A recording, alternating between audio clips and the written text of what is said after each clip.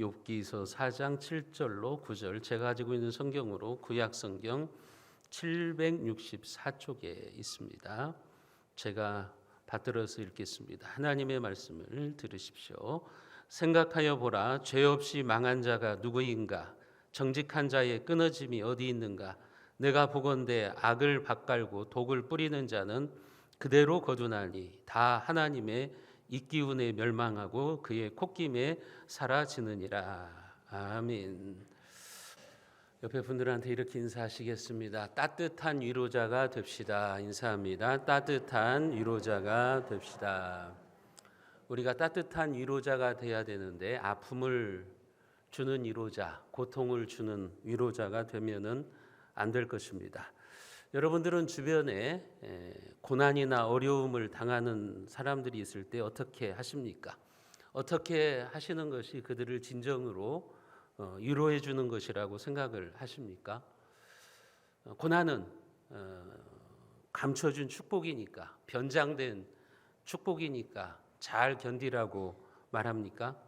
인내하면, 참다 보면 언젠가는 좋은 날이 오니까 견디라고 이야기를 하십니까? 아니면 고난을 겪는 것은 죄 때문이니까 회개하라고 말합니까?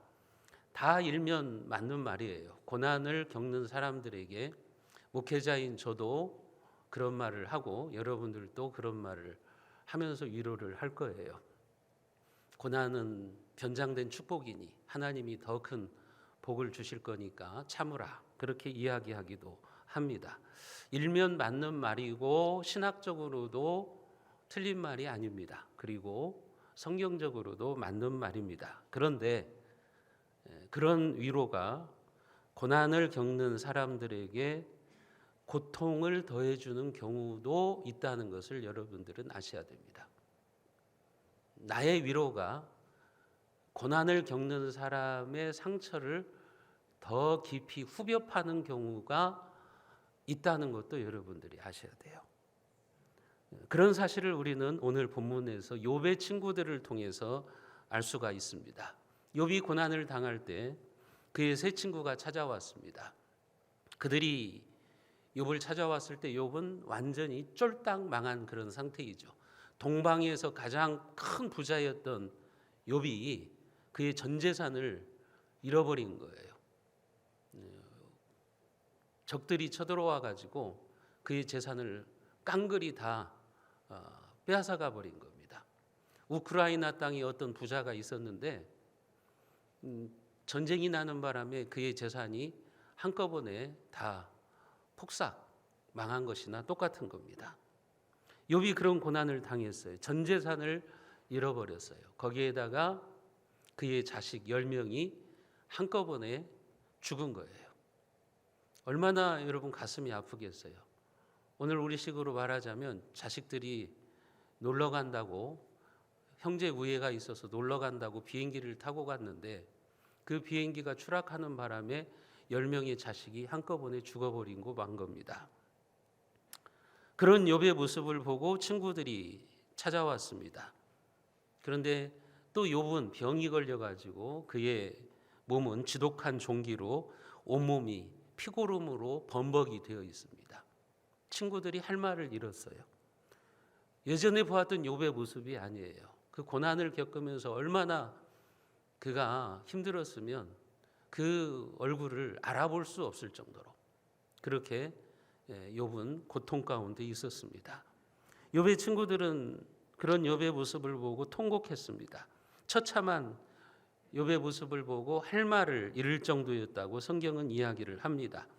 너무 가슴이 아파서 아무 말도 해줄 수가 없었어요.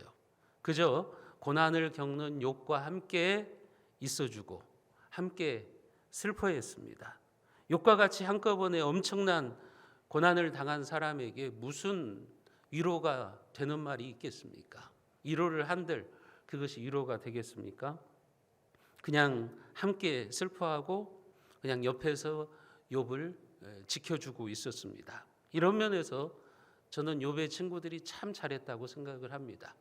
함부로 입을 열어서 위로해 주려고 하지 않고 그냥 고난당하는 자 옆에서 함께 있는 것 자체, 그것이 위로가 될 수가 있거든요. 그런 면에서는 욥의 친구들이 잘했습니다. 그렇게 친구들이 욥의 곁에서 위로하기를 한 일주일이 되었을 때 욥이 입을 열었습니다. 지금까지 욥은 아무리 고통스러워도 욥기서에 보면 그가 입을 열어서 원망하지 않았다, 그렇게 표현하고 있죠. 입을 열지 않고 있던 욥이 드디어 입을 열었습니다. 입을 열어서 탄식하기 시작합니다. 욥기서 3장 1절을 보면 그 후에 욥이 입을 열어서 자기의 생일을 저주하니라, 이렇게 나와 있죠. 욥은 지금 자기가 당하고 있는 고난의 강도가 너무 견디기 어려워가지고 탄식을 하는 거예요. 차라리 내가 태어나지 않았다면 더 좋았을 뻔했을 걸. 태어나지 않았다면 이런 고난을 겪지 않아도 될 텐데 태어나서 이런 고난을 겪는다 하면서 자기의 생일을 저주한 거죠. 그러니까 힘들다고 탄식한 거예요. 욥의 탄식은 마치 시집간 딸이 사는 것이 너무 힘드니까 친정엄마를 찾아와 가지고 목 놓아서 우는 그런 경우와 같아요. 그때 딸이 뭐라고 말합니까? 엄마, 왜 엄마가 나를 낳아줬어? 왜 나를 낳아서 이렇게 고생시키는 거야? 차라리 낳지 말지. 그랬더라면 내가 오늘 이렇게 힘들게 살지 않아도 될 것 아니야? 이런 탄식을 하는 경우가 있죠.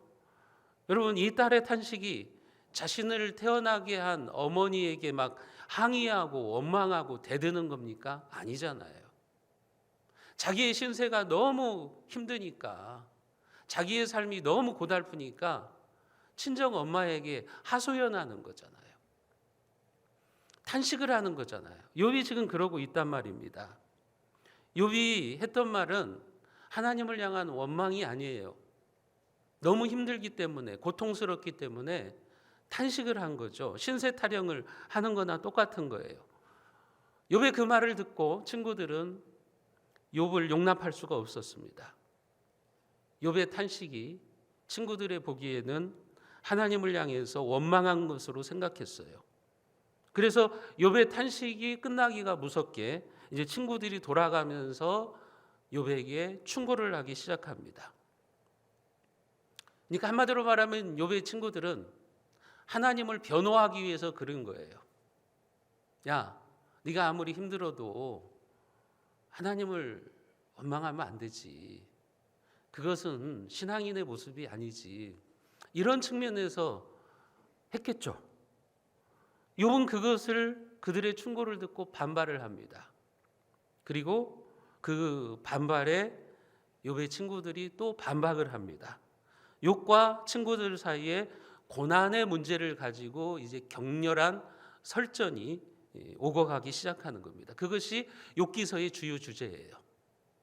고난의 문제를 가지고 욥과 친구들이 서로 논쟁을 하는 겁니다. 욥기서에 보면 욥을 찾아온 친구들 중에 엘리바스와 빌닷이 3번을 충고했고 소발이라고 하는 친구는 2번을 충고를 합니다. 욥기서의 장수로 계산하면 친구들은 모두 욥기서 42장 중에 9장 분량을 가지고 욥에게 이제 충고를 하는 거예요. 그리고 욥은 이에 반발을 하죠. 욥의 반박은 모두 19장이나 됩니다. 그러니까 얼마나 격렬한 지금 설전이 벌어지고 있는지를 우리가 알 수가 있어요. 욥기서의 구조가 그런 구조예요. 욥기서에 보면 이제 욥의 친구들은 자기들이 알고 있는 하나님, 자기들이 가지고 있는 신학적인 지식을 가지고 욥을 공격하고, 욥은 그들의 공격에 대해서, 그들의 충고에 대해서 반박하는 이런 내용들이 대부분이라고 하는 거죠. 여러분, 이 지점에서 우리가 한번 생각해 볼 문제가 있어요. 욥의 친구들이 욥에게 충고를 한들 그게 충고로 들리겠습니까? 그렇게 하면 위로가 되었을까요? 그렇게 하면 욥이 그들의 말을 납득할까요? 그렇지 못하죠. 더 큰 상처와 아픔을 안겨주는 일입니다. 종종 우리들도 주변에 고난을 겪는 사람을 위로한답시고 어설픈 충고를 하는 경우들이 있어요. 어설픈 충고를 하는 경우가 있는데 그렇게 하지 않도록 조심하셔야 돼요. 위로하고 충고한답시고 상처를 더 후벼 파는 일이 생길 수 있으니 여러분들 조심하셔야 됩니다. 때로는 그저 고난당하는 사람 옆에 있어주면서 아무런 말 없이 손 한번 잡아주는 것이 더 큰 위로가 될 수가 있어요. 거기에다가 충고한답시고 성경적으로 자기가 뭔가를 알려주겠다고 하다가 따뜻한 위로자가 아니라 고통을 안겨주는 그런 위로자가 될 수 있음을 여러분들은 아셔야 됩니다. 친구들이 욥에게 무슨 말을 했기에 욥이 그토록 격렬하게 반발했을까요? 친구들이 욥에게 했던 말이 어떤 말이기 때문에 욥은 그들의 충고를 받아들이지 않고 반발을 했을까요? 여러분, 욥의 친구들이 욥에게 한 말, 많은 장에서, 성경의 많은 장에서 욥의 친구들이 3명이 돌아가면서 말을 하는데 그들의 말을 정리하자면 한마디로 말하면 욥이 죄 때문에 고난을 받는다는 거였어요. 오늘 욥기서 4장 7절에 보십시오. 생각하여 봐라. 죄 없이 망한 자가 누구인가? 정직한 자의 끊어짐이 어디 있는가? 지금 엘리바스가 한 말인데요. 뭐라고 말합니까? 죄 없이 망한 자가 누구냐는 거죠. 누군가가 망했다면 죄 때문에 망한 것이라고 하는 겁니다. 그러니까 이 말은 무슨 말이에요? 욥, 너도 죄가 있어서 지금 하나님의 벌을 받는 거잖아. 그런데 네가 원망하면 되겠냐? 그 얘기예요. 일면 맞는 말이에요. 성경적으로 신학적으로 일면 타당한 말이에요. 죄 때문에 고난을 당하는 경우도 있거든요. 하나님은 공의의 하나님이시기 때문에 의인에게는 복을 주시고 죄인에게는 벌을 주시거든요. 그러니까 욥의 친구들의 말은 신학적으로 틀린 말이 아니에요. 맞는 말이에요. 합당한 말입니다. 여러분, 욥기서 4장 8절과 9절도 보세요. 우리가 같이 한번 읽어보겠습니다. 내가 보건대 악을 밭갈고 독을 뿌리는 자는 그대로 거두나니 다 하나님의 이기운에 멸망하고 그의 콧김에 사라지느니라. 무슨 말이냐면 뿌린 대로 거둔다는 말이죠. 그러면 성경의 말이잖아요. 뿌린 대로 거둔다. 신학적으로 맞는 말입니다. 오류가 없는 말이에요. 지금 엘리바스가 하는 말은 맞아요. 악을 밭갈고 독을 뿌리는 자는 그대로 거둔다. 다시 말해서 뿌린 대로 거둔다고 하는 인과응보의 원리가 있다는 거예요. 지금 인과응보의 원리로 네가 고난을 당하는 것 같다. 그러니 네가 탄식할 이유가 있냐? 지금 그런 얘기를 하고 있는 거죠. 더 나아가서는 욥기서 8장 4절에 보면 빌닷이라는 친구가 또 뭐라고 말하냐면 이 인과응보의 원리를 욥의 자식들에게까지 적용을 합니다. 욥기서 8장 3절과 4절 말씀을 우리가 같이 한번 읽어봅니다. 하나님이 어찌 정의를 굳게 하시겠으며 전능하신 이가 어찌 공의를 굳게 하시겠느냐. 내 자녀들이 주께 죄를 지었으므로 께서 그들을 그 죄에 버려두셨나니. 여러분, 얼마나 신학적으로 옳은 말입니까? 하나님이 어찌 정의를 굳게 하시겠으며 전능하신 이가 어찌 공의를 굳게 하시겠느냐. 여러분, 신학적으로 100점의 답이에요.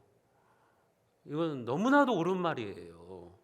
그런데 이 공의의 하나님을 그들은 욥의 자식들에게 적용을 시키는 거예요. 니네 자식들이 죽은 거 그거 그냥 죽은 거 아니잖아.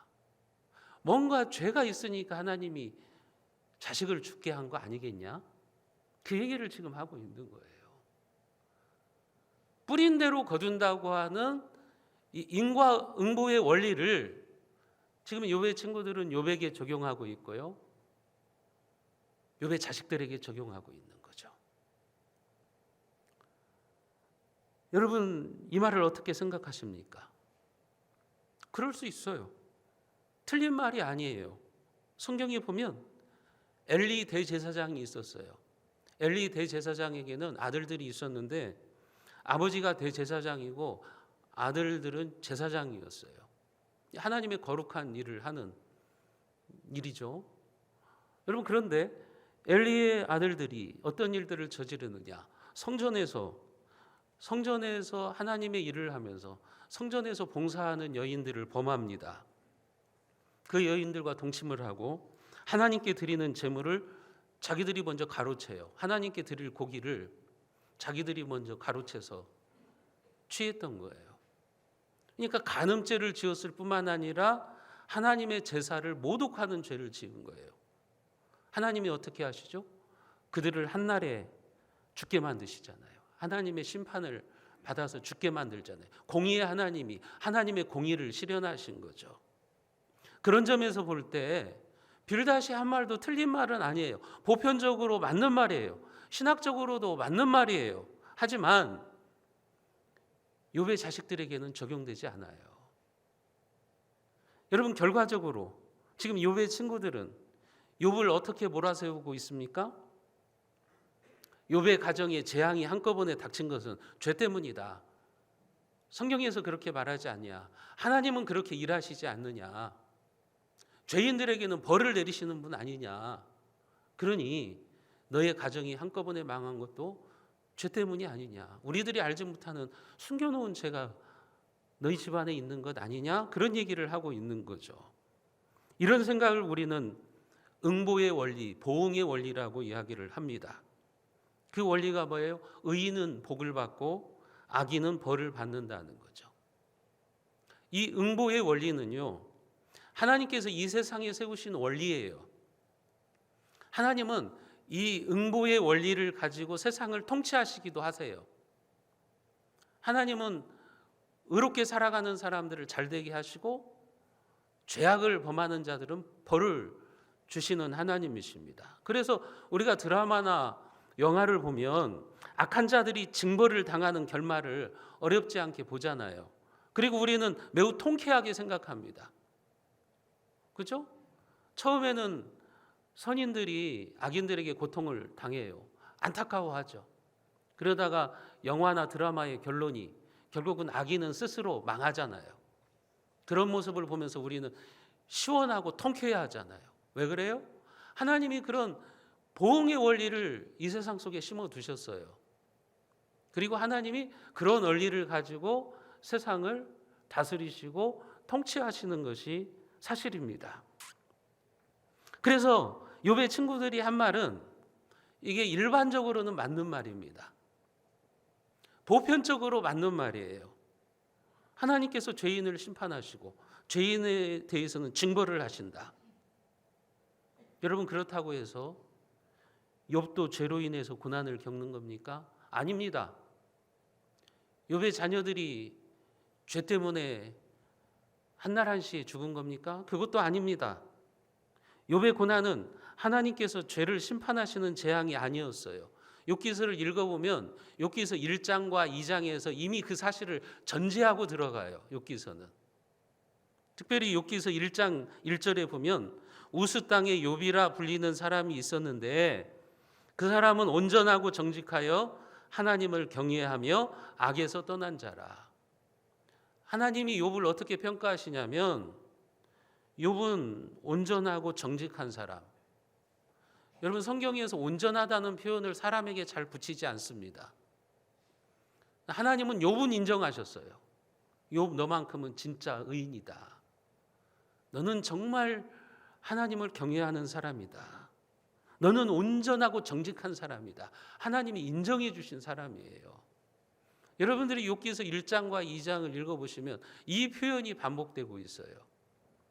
욥은 의로운 사람이었다. 욥은 온전한 사람이었다. 그 표현이 반복되고 있습니다. 그러니까 여러분, 욥이 고난을 당하는 것은 죄 때문에 그런 게 아니에요. 욥은 거기에다가 신앙적으로도 온전한 사람이었을 뿐만 아니라 부자였어요. 부자이면서도 하나님을 잘 믿어요. 진짜 신앙입니다, 이건. 여러분, 부자들이 하나님 잘 믿기 쉽지 않아요. 왜냐하면 돈이 있으니까요. 뭔가 의지할 게 있으니까요. 욥은 그렇지 않아요. 욥은 부자인데도 하나님을 잘 믿었어요. 그의 자식들에게 신앙 교육도 철두철미하게 시켰던 사람이에요. 여러분, 그렇다면 지금 욥의 친구들의 문제는 뭐죠? 고난의 원인에는 응보의 원리만 있는 것처럼 생각하고 그 원리를 욥에게 함부로 적용시킨 거예요. 이게 욥의 친구들의 문제예요. 욥의 친구들은 신명기의 법칙으로 욥을 판단해요. 신명기에 나타나 있는 신앙의 원칙이 뭐죠? 순종은 축복이다, 불순종은 저주라는 거예요. 특별히 신명기 28장에 보면 하나님의 말씀에 순종하는 사람은 들어가도 복, 나가도 복, 모든 일에 복이라는 거예요. 그런데 하나님의 말씀에 불순종하면 들어가도 저주, 나가도 저주예요. 그 신명기의 법칙에 의하면 고난을 받으면 불순종한 거고 축복을 받으면 순종한 거예요. 여러분, 하지만 우리가 기억해야 될 게 있어요. 하나님은 응보의 원리로만 세상을 다스리시는 분이 아니에요. 하나님은 인과응보의 법칙에 갇혀 계시는 하나님이 아니라고 하는 거예요. 그래서 우리가 세상을 보면 의롭게 살아도 고난을 겪는 일이 있고 거룩한 하나님의 사람도 망하는 경우도 있어요. 열심히 신앙생활하고 봉사를 했는데도 암이 걸리는 경우가 있고 자식이 안 되는 경우도 있어요. 그렇기 때문에 하나님을 여러분들의 수준에 가둬놓으려고 하지 마십시오. 그런 대표적인 사람이 욥이에요. 의롭게 살았는데 고난을 받는 거예요. 온전하게 살았는데 망한 거예요. 그리고 몸에 병이 든 겁니다. 여러분, 우리 하나님은 인과응보의 법칙을 넘어서서 일하시는 분이고 세상을 다스리시는 분임을 인정해야 됩니다. 그것이 하나님의 주권과 통치를 인정하는 올바른 신앙인의 모습이에요. 그걸 인정하지 않으면 어떻게 되느냐? 여러분들도 욥의 친구들이 되는 거예요. 여러분, 교인 중에 누가 사업을 하다가 폭삭 망했어요. 그러면 여러분들은 어떤 생각을 하냐? 저분 신앙생활 잘하는 줄 알았는데 뭔가 죄가 있는가 보네. 이렇게 정죄하기 시작하는 거예요. 그게 욥의 친구들이었다고요. 그래서 그들은 하나님께 나중에 혼쭐 납니다. 너희들이 알고 있는 하나님이 다라고 생각하냐? 너희들이 지금까지 배웠던 신학 지식이 전부라고 생각하냐? 잘못됐다는 거죠, 그게. 여러분, 엘리바스의 하나님은, 빌닷의 하나님은 어떤 하나님이에요?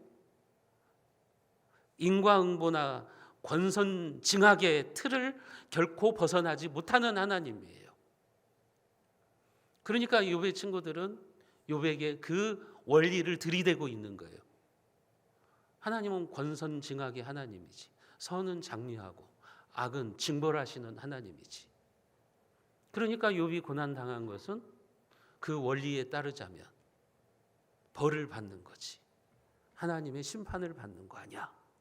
지금 이렇게 이야기를 하고 있는 겁니다.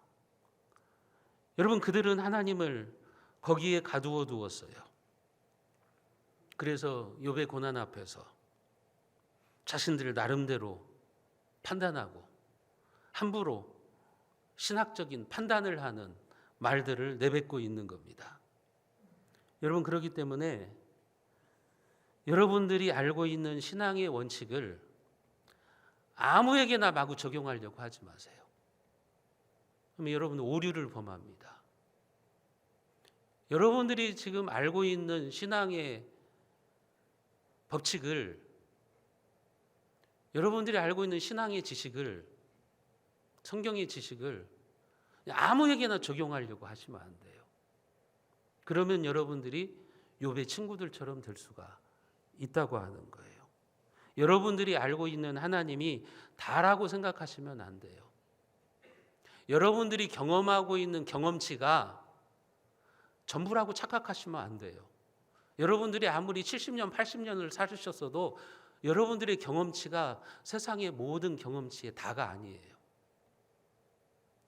여러분들이 수십 년 동안 교회 와서 성경 공부를 하고 성경을 읽으면서 알았던 하나님이 그게 하나님의 전부라고 생각하시면 안 돼요.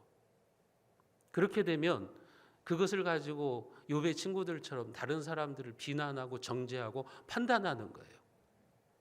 그게 고통을 주는 위로자예요. 따뜻함을 주는 위로자가 아니라 아픔을 더 주는 위로자가 되는 겁니다. 여러분, 욥의 친구들이 한 말, 보편적으로 맞는 말입니다. 신학적으로 정확한 말입니다. 오류가 없는 말입니다. 하지만 하나님은 그런 보편의 법칙에 제약을 받는 분이 아니시라는 것도 여러분들은 아셔야 돼요. 하나님은 훨씬 더 넓은 분이에요. 하나님은 훨씬 더 광대하신 분이에요. 하나님은 인과응보의 법칙에 갇혀 계시는 하나님이 아니라고 하는 것입니다. 그래서 욥기서 후반부에 가면 욥과 친구들의 논쟁이 끝나고 하나님이 욥의 손을 들어주시는 겁니다. 욥의 친구들은 하나님께 혼나는 겁니다. 그들은 자신들이 하나님을 변호한다고 생각했을지 몰라요. 그건 착각이었어요. 그건 오류였어요. 여러분, 설령 욥의 자녀들이 죄 때문에 죽었고 욥이 숨겨놓은 죄 때문에 고난을 당한다고 할지라도 그런 말을 함부로 해서는 안 되죠. 한번 처지를 바꿔놓고 생각해 보세요. 여러분들의 자식이 나보다 먼저 가가지고 지금 가슴이 찢어지고 있는데, 그렇게 아픈데 그런 부모에게 당신 자식은 죄가 있어서 죽은 거 아닙니까? 이렇게 말한다면 되겠습니까? 그런 말은 제3자 간에도 해서는 안 되는 말이죠. 어떤 성도가 가정이 망했어요. 사업이 쫄딱 망했어요. 그런데 거기에다 대고 신앙생활 잘하는 줄 알았는데 숨겨놓은 죄가 있나 보지? 이렇게 말하면 되겠습니까? 여러분, 그런 모습이 우리에게 있다면 우리는 이 엘리바스나 빌닷과 똑같은 사람이에요. 사람들에게 한번 물어보십시오. 거짓말, 충고, 험담, 막말, 어떤 말을 들었을 때 가장 가슴이 아프고 분노가 치미는 말인가 한번 물어보십시오. 대부분의 사람들이 막말이라고 이야기합니다. 막말을 들을 때 가장 상처가 되고 분노가 치밀어 오른다고 합니다. 그러므로 우리는 고난을 겪는 사람들 앞에서 함부로 입을 열어서는 안 됩니다. 함부로 판단을 해서는 안 됩니다. 내가 함부로 정죄해서는 안 되는 거예요. 내가 알고 있는 하나님을 가지고, 내가 가지고 있는 성경적 지식을 가지고 함부로 판단하지 마십시오. 욥의 친구들이 욥을 찾아와서 일주일 동안 아무 말도 안 하면서 함께 슬퍼한 거 참 잘한 일입니다.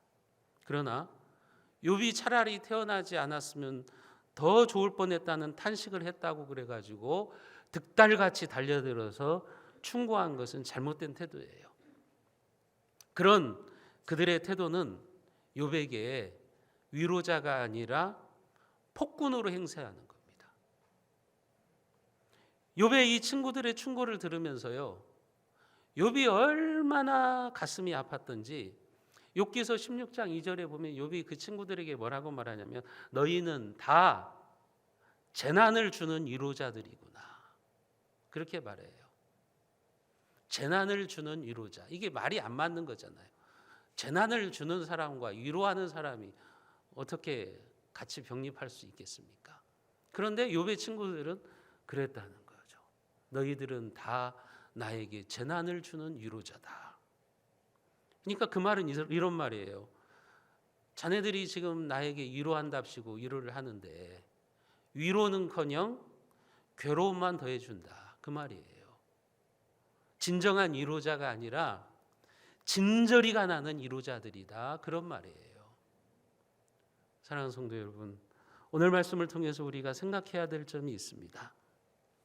우리가 누군가를 위로할 때, 누군가에게 충고할 때 여러분 잘 분별할 수 있도록 기도하시기를 바랍니다. 분별력을 달라고 기도하십시오. 내가 아는 지식과 내가 아는 하나님이 다라고 생각하지 마십시오. 어떤 말로 위로해야 될지, 어떤 말로 충고해야 될지 하나님 분별할 수 있는 지혜를 저에게 주십시오. 그렇게 기도하세요.